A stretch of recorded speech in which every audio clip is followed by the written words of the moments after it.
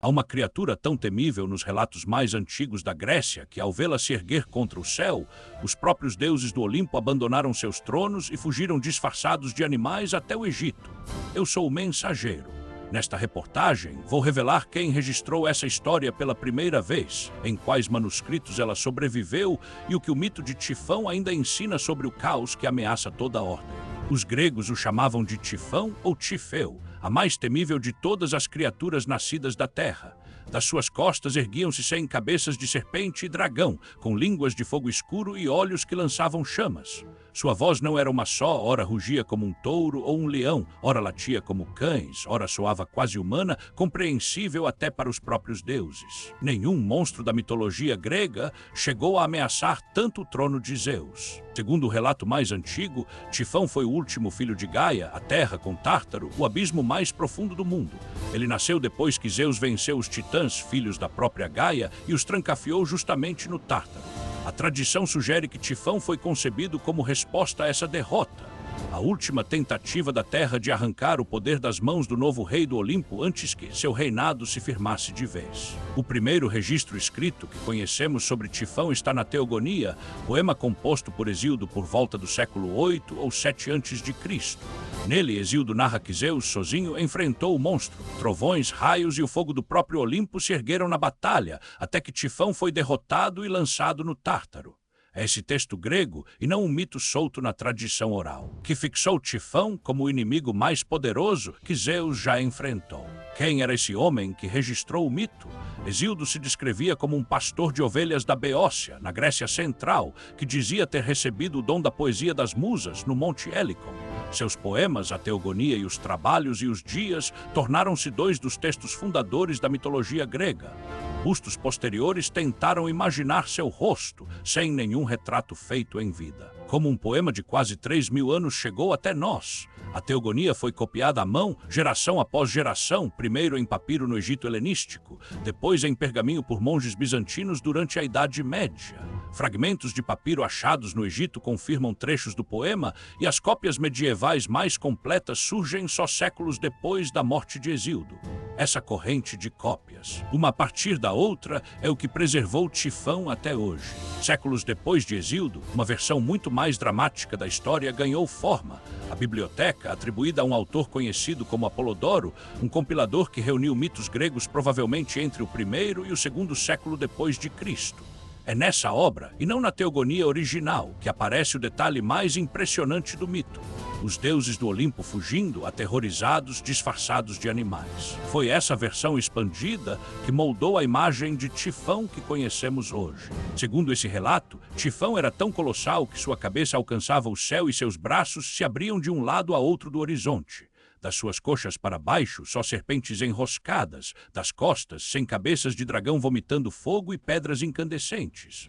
Quando essa criatura avançou contra o Olimpo, rugindo e lançando chamas, nem os deuses mais poderosos ousaram esperar para lutar. O próprio céu pareceu estremecer diante do avanço do monstro. E foi exatamente aqui que aconteceu o episódio mais surpreendente. Os deuses fugiram para o Egito e se transformaram em animais para escapar, segundo o relato de Apolodoro. Autores romanos como Ovídio e Higino detalharam quem virou o quê. Zeus um carneiro, Apolo um corvo, Dioniso um bode, Hera uma vaca branca, Hermes um ibis. Para gregos e romanos. Essa cena ajudava a explicar por que os egípcios adoravam deuses com cabeça de animal. Enquanto os outros deuses se escondiam, Zeus foi o único que ficou para enfrentar Tifão face a face. A batalha foi brutal. O monstro chegou a envolver Zeus em seu corpo de serpente e cortar os tendões de suas mãos e pés, deixando-o incapaz de lutar. Ele escondeu os tendões embrulhados em pele de urso numa caverna guardada pela dragoa Delfine. Por um instante, o rei do Olimpo parecia condenado à derrota. Foi então que 2 deuses arriscaram tudo para salvar Zeus. Hermes, o mensageiro, e Egipã, uma divindade caprina ligada a Pan, roubaram de volta os tendões escondidos na caverna. Com a força restaurada, Zeus perseguiu Tifão por diversas regiões da Síria-Trácia, atingindo repetidamente com seus raios. Segundo o relato, o monstro ainda tentou arrancar montanhas para atirar contra o perseguidor, mas, ferido e exausto, finalmente sucumbiu ao poder do rei do Olimpo. Esse combate não ficou só nos textos. Os gregos antigos também o esculpiram e pintaram. Na Acrópole de Atenas, um frontão de calcário de cerca do século VI a.C. mostra uma criatura de 3 corpos, alada e com cauda de serpente, hoje conhecida como Blue Beard e associada a Tifão, e peça que pode ser vista no Museu da Acrópole. Vasos gregos da mesma época, como os de cerâmica de figuras negras, também retratam Zeus lançando raios contra o monstro serpentino. Onde Tifão foi enterrado, a tradição grega aponta para um lugar real e ainda em atividade, o Monte Etna, na Sicília.